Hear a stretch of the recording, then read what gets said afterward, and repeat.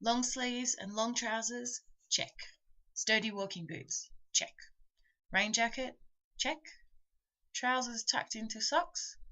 Check. Walking sticks? Check. And so we dived into the Bwindi impenetrable forest on an expedition like none we had experienced before.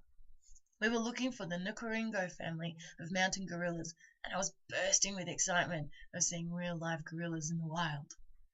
The night before the trek, we had travelled to a nearby village where local children had entertained us in the evening with traditional song and dance, and we had walked around the village marvelling at the landscape as we were right on the edge of Bwindi forest. It was a mountainous terrain covered in dense forest, so many shades of green that I never imagined. Early in the morning we headed to the ranger station. We rode around the mountain roads as breathtaking vistas presented themselves at every turn. One of our group commented, "It's like heaven on earth." And that was it for me. Belinda Carlisle's song plagued me for the rest of the day. When I wasn't being Belinda Carlisle, I had moments where I thought that this must be how David Livingstone, Henry Stanley, John Speke, and all the other explorers who wandered this continent throughout the 1800s must have experienced Africa. Of course, gorillas don't care for marked trails in the forest, and so after about an hour of comfortable walking, we diverted off the trail and into the forest proper. As we beat our way through the bush, fording streams, dodging safari ants, trying not to get caught by prickly trees and slipping through mud, I was glad of the walking stick, which I have to admit I thought at first was a bit of a contrivance. After a couple of hours, the pace slowed and we realized that we were close to the gorilla family. Our moods quietened immediately, and we were led into can't call it a clearing, but it was as much of a clearing as Bwindi would offer. There were gorillas all around us in the trees. We were entertained by a baby gorilla swinging from vines and generally being a pest to Mum. Then a massive silverback ambled into view and sat under a tree approximately 15 metres away. A younger silverback also decided to come closer to check us out. He sat very close and looked wistfully at the sky, as if wondering if it would rain later. And indeed it did, a brief shower just on top of us.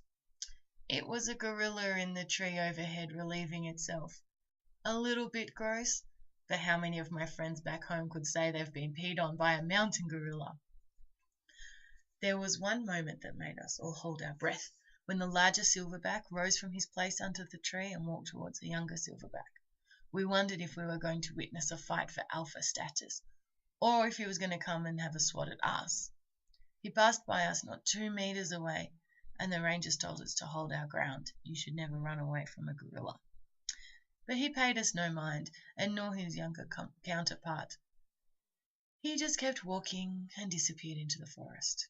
An anticlimax, sure, but these animals are big, and I wasn't keen to see them fight each other or us. After an hour with the gorillas, our time was up, and we began the trek back to the ranger station, full of stories about how a massive King Kong-sized gorilla had eyed us off, and we were seconds away from fighting for supremacy in the tribe. Or that the baby gorilla had come up and played with us. And so it goes when you have an incredible experience but still feel the need to talk it up. Gorilla permits in Uganda cost $600 per person, and in Rwanda, $750. Only 6 permits per gorilla family are issued each day, and in Uganda there are only 8 habituated families, so it is wise to book early to avoid disappointment. The trekking times vary according to where the gorillas are on any day. The trek I did was about 4 hours, 2 hours to the gorillas and 2 hours back, while our friends went to another family the same day and took 6 hours.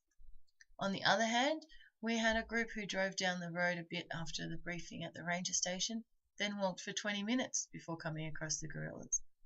It is very random and you cannot really request a short trek or a long trek. It's up to the gorillas. But it's such a magical experience that the hardships of the trek is overrun in your memories by being so close to these incredible animals. If you find yourself in East Africa, it is well worth making the journey to Western Uganda and seeing the mountain gorillas.